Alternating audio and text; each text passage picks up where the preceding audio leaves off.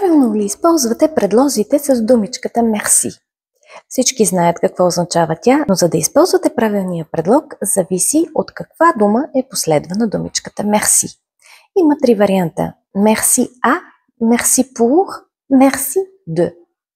Merci à се използва, ако след това имате човек. Например, merci à toi. Благодаря ти. При merci pour след това трябва да сложите съществително име. Merci pour ton cadeau. Благодаря ти за подаръка.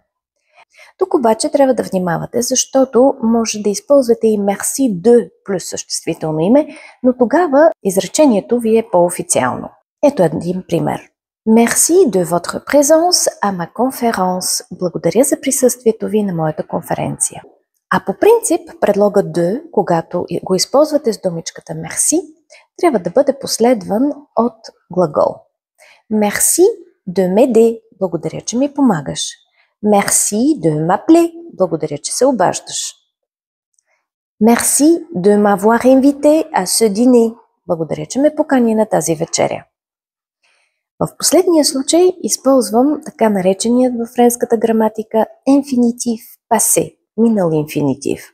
Ако тази граматика ви затруднява, оставете коментар, за да ви направя видео на тази тема. И сега за последно, кой е правилният предлог в изречението? Merci à, de, pour tous qui ont aimé cette vidéo. Ако видеото ви е било полезно, запасете си го за по-късно или го споделете с приятели.